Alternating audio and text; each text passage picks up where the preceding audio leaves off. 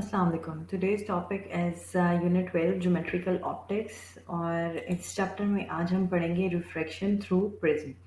So, what is a prism? Prism is a transparent object made of optical glass with at least two polished plane faces inclined towards each other with from which light is refracted. अब इस तरह का prism होता है कि prism एक transparent object है optical glass से बना हुआ जिसकी टू पॉलिश सर्फेसिस प्लेन कम से कम दो पॉलिश प्लेन जो फेसेस हैं वो ज़रूर होने चाहिए जो कि जिसमें incline towards each other from which light is reflected एक दूसरे की तरफ इंक्लाइन होंगे होते हैं कि जिसके थ्रू लाइट रिफ्लेक्ट करती है। So this is the definition of prism कि प्रिज्म एक ट्रांसपेरेंट ऑब्जेक्ट है जिसमें से लाइट रिफ्लेक्ट होती है। लाइट रिफ्लेक्ट क्यों होती है? क्योंकि it has to polished plane faces inclined towards each other. In case of triangular prism, figure 12.17, अब ये फिगर है आपके सामने। अगर इस फिगर में देखें आपको नज़र आएगा ट्रायंगुलर प्रिज्म है। इसका एक फेस जो है वो ट्रायंगल शेप्ड का है। अगर triangular prism या types of there are different types of prism और प्रिज्म की क्लासिफिकेशन उसकी वन फेस की शेप से होती है। अब यहाँ पे फेस जो है प्रिज्म का उसकी शेप ट्रायंगल है, इसलिए this kind of prism is called a triangular prism. So in figure 12.7 you can see a triangular prism. The emergent ray is not parallel to the incident ray. Here, look at the arrows. It is deviated by the prism from its original parts. First of all, you need to check where is the incident ray. Incident ray है यहाँ पे PQ. PQ. अब अगर P और Q एक E point के ऊपर आके स्ट्राइक कर रही है तो एक एंगल ऑफ इंसिडेंस बनेगा with the normal line, that is I. इस एंगल ऑफ इंसिडेंस की वजह से जब वो दूसरे मीडियम में ट्रांसफ़र होगी, दूसरा मीडियम है ये प्रिज्म का जो कि एक ट्रांसपेरेंट ऑब्जेक्ट होता है, या वी कैन से कि ये ग्लास का बना हुआ है। ग्लास में जब वो एंटर होगी from air, it is entering into glass now. अब ग्लास में एंटर होके वो बेंड हो गई है और उसकी डायरेक्शन चेंज हो गई है, और दोबारा जब वो ग्लास से वापस बाहर आई है तो ये उसकी डायरेक्शन दोबारा चेंज हो गई है and it is making some other angle with the normal line now. अब इमर्जेंट रे के बारे में यहाँ पे भी यही है कि the emergent ray is not parallel to the incident ray. जो इंसिडेंट रे है द पी क्यू, इसके पैरेलल नहीं है emergent ray. It is deviated by the prism from its original path. यहाँ से देखें ई पॉइंट के ऊपर आके जो लाइन स्ट्राइक की थी, पी क्यू रे एक आई थी, वो स्ट्राइक की है ई पॉइंट के ऊपर। जैसे ही वो प्रिज्म में एंटर हुई है उसकी डायरेक्शन चेंज हो गई है, it is not going parallel या उसी डायरेक्शन में नहीं जा रही जिसमें पी क्यू थी। सी ये जो डायरेक्शन का चेंज होना है, this is because of the change in medium, और ये मीडियम यहाँ पे ग्लास प्रिज्म की वजह से चेंज हुआ है। द इंसिडेंट रे PE makes an angle of incidence I at point E। ये जो पी क्यू लाइन है ये पी से लेकर स्टार्ट होकर क्यू से गुजरती हुई ई तक आई है, ई पे स्ट्राइक की है। N angle of incidence at point E is and is reflected towards the normal line and as EF. The refracted ray EF makes an angle R in। अब जैसे ही वो ई पे स्ट्राइक की थी एंगल ऑफ इंसिडेंस था कुछ आई उसका at point E and is refracted towards the normal line। अब नॉर्मल लाइन है उसकी, ये डॉटेड लाइन जो आपको नज़र आ रही है, this is the normal line. इस नॉर्मल लाइन के इज इट गोइंग अवे और is towards? Yes, it is refracted towards the normal line, या नॉर्मल लाइन की तरफ को वो रिफ्रेक्ट हो गई एज ई एफ। आपको नज़र आ रही है E, this is the point E. इस ई पॉइंट से एफ पॉइंट तक रिफ्लेक्ट हो गई है, और ये एरो शो कर रहा है कि ये डायरेक्शन है इसकी ई से लेकर एफ तक। This is the reflected ray. The reflected ray E F makes an angle R inside the prism. अब रिफ्लेक्टेड रे का जो एंगल है that is R, angle of refraction, this one is the angle of refraction. जो R angle है वो inside the prism है, और angle of incidence जो था वो एंगल ऑफ इंसिडेंट रे का जो एंगल था, एंगल ऑफ इंसिडेंस, वो ये आई से डिनोट किया हुआ है, और this is outside the prism. The reflected ray E F makes an angle of R inside the prism and travels to the other face of the prism. जिस तरह से ई से स्टार्ट होके ई से उसकी डायरेक्शन चेंज हुई है जब वो प्रिज्म के अंदर एंटर हो गई। अब यहाँ से अगर वो मूव करना स्टार्ट करती है, it will go towards the other face of the prism till point F, F point तक आएगी और उसको दोबारा स्ट्राइक करेगी। The refracted ray EF makes an angle R inside the prism and travels to the other face of the prism. This ray emerges out from prism at point F, making an angle E. अब ये point यहाँ तक वो आ गई, उसने अपना वो travel किया E से लेकर F तक। This is incident ray, this was P Q या पी ई जो है वो इंसिडेंट रे थी। देन जो रिफ्लेक्टेड रे थी वो एंगल ऑफ रिफ्लेक्शन बनाते हुए वो इनसाइड द प्रिज्म है, और वो है ई एफ। अब एफ के बाद जब वो ट्रेवल करेगी या मीडियम चेंज होगा। मीडियम कैसे चेंज होगा? अब ये प्रिज्म के अंदर है, अभी ये E F is inside the prism. When it will go outside the prism, that is in the air. If it goes outside in the air, it will again the ray emerges out of the prism from point F, making an angle E.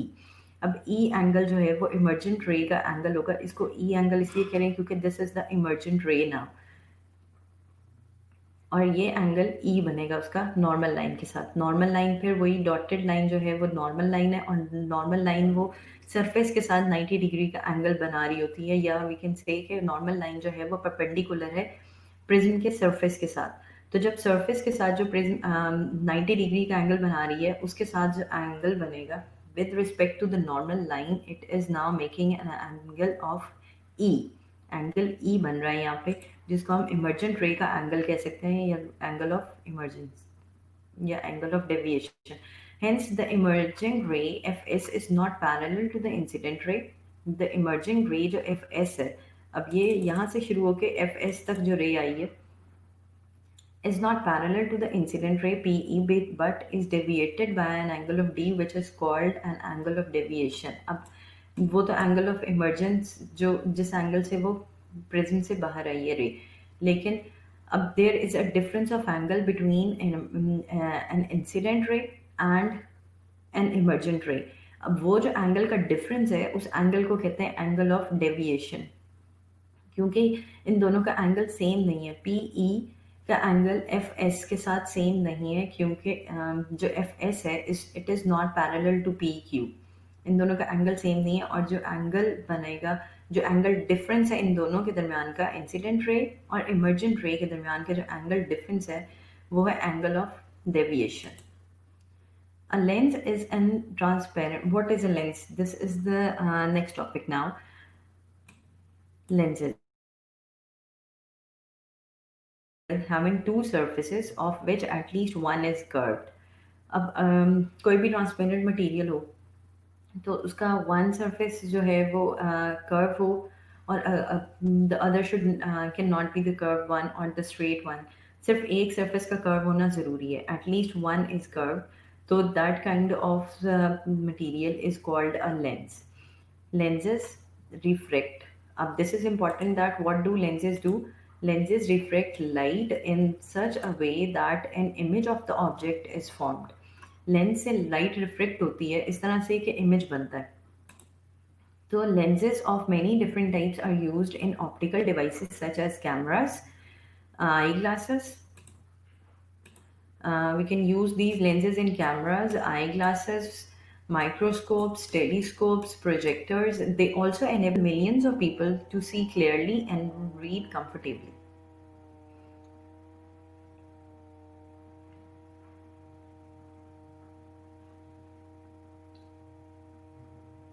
जो glasses हम use करते हैं उसमें भी lens होते हैं। अब किसी की दूर की नज़र कमज़ोर होती है और किसी की करीब की नज़र कमज़ोर होती है, तो वो जो लेंस होते हैं वो आपको इनेबल करते हैं कि या तो क्लियरली देख सकें और क्लियरली पढ़ा जा सके।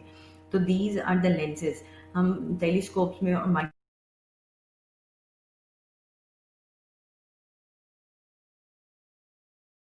दिस इज द मेन उसका फीचर जो है वो ये होता है कि माइक्रोस्कोप में या कैमराज वगैरह में this is the main feature कि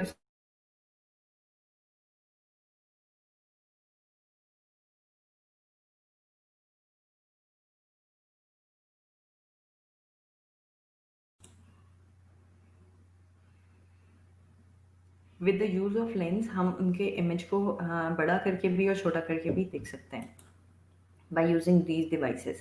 Acha, now we are going to learn how many types of lenses are there. There are different types of lenses, and those are, one is convex or converging lens, the other one is concave lens. Okay, first one is convex lens या converging lens. Convex lens को हम converging lens भी कहते हैं. So the lens which causes incident parallel rays to converge at a point is known as convex or converging lens. This lens is thick at the center. आपको इन examples में ये जो सात पिक्चर है, you can see these pictures के middle से या उनके सेंटर से जो है वो ये थिक है. अगर कोई लेंस अगर कोई किसी भी तरह का लेंस है, आपको उसको डिफाइन करना है कि is it a convex lens और अ कनकेव लेंस. तो कन्वेक्स लेंस का की क्या प्रॉपर्टी है कि आप उसको देख के बता सकते हैं कि उसका सेंटर जो होगा वो थिक होगा. अगर सेंटर थिक होगा as compared to the corners, तो this kind of lens is called convex lens. और कन्वेक्स लेंस की क्या एक और प्रॉपर्टी है कि the lens which causes incident parallel rays to converge at a point. इनमें रेज कन्वर्ज हो जाती हैं, जो भी लाइट रेज उसमें से पास होंगी वो एक पॉइंट पे आके मिल जाएंगी, वो एक पॉइंट पे आके कन्वर्ज हो जाएंगी. This lens is thick at the center but thin at the edges. So this is the main difference कि देखते ही लेंस को अगर आपने बताना है कि इज इट कनकेव या कन्वेक्स, तो फिर आपको उसके अगर एजेस थिन है और सेंटर थिक है तो this kind of lens is called a convex lens. The other one is concave or diverging lens. Convex was converging lens, concave is diverging lens. अब concave lens की picture ये साथ है, इसमें से देख के आपको आइडिया हो रहा है कि इन दोनों का डिफरेंस क्या है. The type of lens causes the parallel rays of light to diverge from a point is called a concave lens. अब एक और लेंस है कनकेव लेंस या डाइवर्जिंग लेंस. उसके नाम से ही पता चल रहा है कि वो रेज को लाइट रेज को जो उसके एक पॉइंट से जो भी पैरेलल हो रेज उसके ऊपर फॉल करेंगी. डाइवर्ज मीन्स कि वो हर डायरेक्शन में उसकी स्प्लिट हो जाएंगी, रेज हर डायरेक्शन में उसके मूव करेंगी. दिस इज या डिफरेंट डायरेक्शंस में वो चली जाएंगी. So this is called concave और diverging lens and this lens is thin at the centre. अब इसको देख के फिजिकली अगर आपने लेंस को देख के बताना है कि कन्वेक्स है या कनकेव लेंस है, तो इस लेंस को देख के आपको आइडिया हो रहा है कि क्या डिफरेंस है कनकेव और कन्वेक्स लेंस में. Convex lens was thick at the centre, it is thin at the centre. अगर लेंस सेंटर से थिन होगा और थिक होगा एजेस से, तो this kind of lens is called concave lens या डाइवर्जिंग लेंस भी इसका दूसरा नाम. अब there are different terminologies use होती हैं इसी लेंस को यूज करके. तो इसमें सबसे पहली है प्रिंसिपल एक्सेस. प्रिंसिपल एक्सेस क्या है? Each of the two surfaces of a spherical lens is a section of a sphere. The line passing through the two centers of the curvatures of the lens is called principal axis. To centre of curvature में से जो line पास कर रही होगी उसको कहते हैं principal axis. इस सी पॉइंट में ये जो लाइन जा रही है फ्रॉम दिस लाइन, हम इस लाइन को कह सकते हैं, ये लाइन जो सेंटर ऑफ कर्वेचर दोनों के सेंटर ऑफ कर्वेचर से पास करेगी, this line is called principal axis. Then the next terminology for spherical lens is optical center. A point on principal axis at the center of the lens is called optical center. Lens का जो center है, this C, इसको कहते हैं optical center. इसी तरह convex lens का भी है। कन्वेक्स लेंस के भी दरमियान में जो सेंट्रल पॉइंट होगा उसी का we can use these terminologies for both lenses. तो यहाँ पे एग्जांपल सिर्फ कन्वेक्स लेंस की है। कनकेव लेंस में भी यही प्रॉपर्टी होगी कि दरमियान वाला जो सेंटर पॉइंट होगा वो है optical centre. The light rays travelling parallel to the principal axis of a convex lens, जो लाइट रेज आपको पिंक कलर में नजर आ रही है, पैरेलल एक दूसरे से पास कर रही हैं to the principal axis of the convex lens after refraction meet at a point on the principal axis। अब ये कन्वेक्स लेंस की प्रॉपर्टी थी कि ये जो लाइट रेज पैरेलल पास करेंगी कन्वेक्स लेंस में से, वो एक पॉइंट के ऊपर आके मिलेंगी, कन्वर्ज हो जाएंगी रेज सारी। तो they will all meet up at a point, और इस पॉइंट को कहेंगे एफ या फोकल पॉइंट, प्रिंसिपल फोकस, या इसको कहेंगे फोकल पॉइंट, और इसको डिनोट करते हैं कैपिटल एफ से। Hence convex lens is also called converging lens। अब ये एग्जांपल सिर्फ कन्वेक्स लेंस की है। यहाँ पे लाइट रेज जो पैरेलल फॉल कर रही थी लेंस में से पास की हैं और एक पॉइंट एफ के ऊपर आके मिली हैं, कन्वर्ज की हैं लेंस, और इस पॉइंट को, जिस पॉइंट के ऊपर वो आके मिली हैं, उनको, उस पॉइंट को कहेंगे प्रिंसिपल फोकस, कैपिटल एफ, या कैपिटल एफ से उसको डिनोट करेंगे, और इसका दूसरा नाम है focal point. For a concave lens, the parallel rays appear to come from a point behind the lens called principal focus। अब concave lens के लिए भी जो है सिर्फ आपको ऐसा लगेगा कि जो डाइवर्ज होकर लाइंस जा रही हैं वो डिफरेंट डायरेक्शन में, अगर आप उनको डॉटेड लाइंस को एक्सटेंड करें, उन रेज को पीछे एक्सटेंड करें in the form of dotted lines, तो वो they will all meet up at a point, focal point, और वो डाइवर्जिंग लेंस है concave lens. Next terminology is focal length। This is the distance between the optical center and the principal focus। Optical centre C से लेकर इस F तक का जो distance है, दिस लाइन, ये जितना भी डिस्टेंस है, this is called principal focus. Place a convex lens in front of a mirror। अब here is an activity, you can do this at your home, or you can share your feedback with me। Place a convex lens in front of a wide screen and adjust its position until a sharp image of a distant object is obtained on the screen। For example, we can do this experiment before an open window to get the image of a window on a wall or screen। अब कोई भी, अगर आपके पास कोई convex lens है, white screen के सामने उसको रखें और उसकी पोजीशन इस तरह से एडजस्ट करनी है कि आपको कोई शार्प यानी क्लियर इमेज किसी डिस्टेंट ऑब्जेक्ट का, लाइक आपने अगर किसी पेज के ऊपर, या डिस्टेंट ऑब्जेक्ट कोई ट्री है या कोई वॉल है जिसका आपने इमेज उस पेज के ऊपर या एक स्क्रीन के ऊपर लिया है, तो लेट्स से यू हैव अपने विंडो के सामने, before an open window to get the image of a window on a wall or a screen, या पे वॉल के ऊपर आपका कोई इमेज आ सकता है या स्क्रीन के ऊपर आप कोई इमेज ले सकते हैं। उस इमेज को यूज़ करते हुए आपने ये चीज़ें मेजर करनी है। Measure the distance between the lens and the screen, this is the approximate focal length of the lens. Hint क्या हो सकता है, मेक अ रे diagram and what is the nature of the image. आप उनको देख के इन दो चीज़ों को मेजर कर सकते हैं, एक तो फोकल लेंथ मेजर की जा सकती है, and secondly you can tell कि कन्वेक्स मिरर से, as you are using convex lens, so you can tell the nature of the image by doing this kind of activity। Next topic is power of a lens। You can find the power of a lens। अच्छा, power of a lens होता क्या है? Power of a lens is defined as the reciprocal of its focal length in meters। This is the definition of power of the lens, कि we can define this as the reciprocal of the focal length।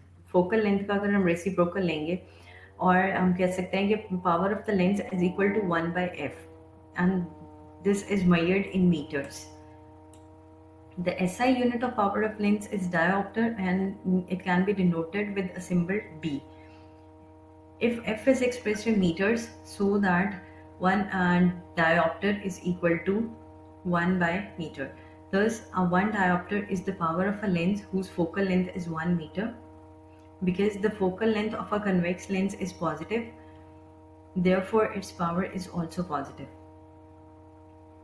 अब one dioptre यहाँ से देखा था हमने कि one dioptre is equal to 1/मीटर, क्योंकि फोकल लेंथ का जो यूनिट है दैट इज मीटर्स। तो अगर 1/फोकल लेंथ है तो वो 1/मीटर या 1 मीटर 1/मीटर जो है वो इक्वल है 1 डायोप्टर की।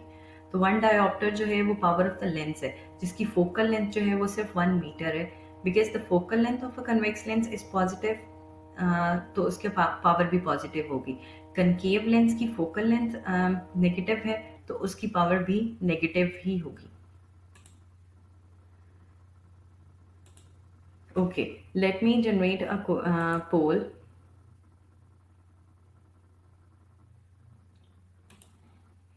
What is the unit of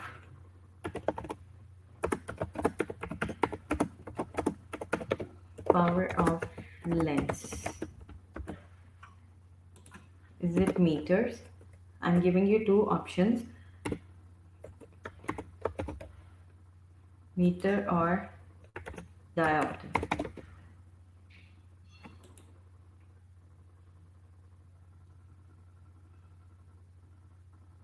Here you go. I will end this poll in few seconds. You can choose the correct option. The question is, what is the unit of power of lens?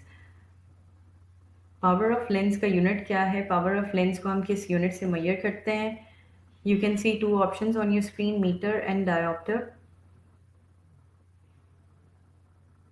Okay, I'm ending this poll. Its correct answer is diopter.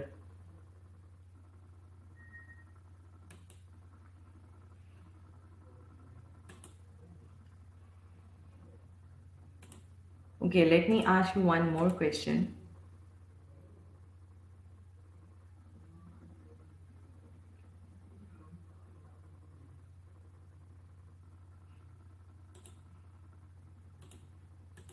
Okay, what is the distance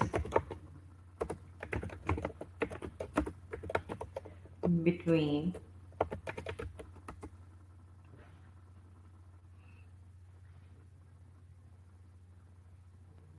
optical center and focal length chord?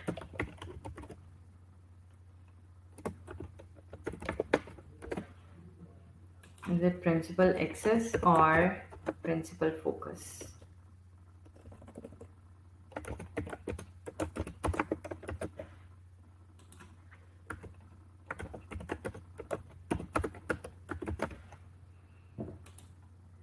Here you go, you can answer. You can see the question on your screen. The question is, what is the distance between optical center and focal length chord? Option 1 is principal axis and option 2 is principal focus.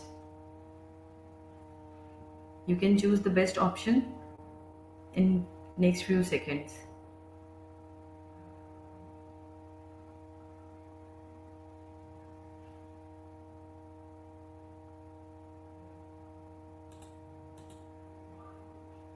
Okay, I'm ending this poll and I'm sharing results with you.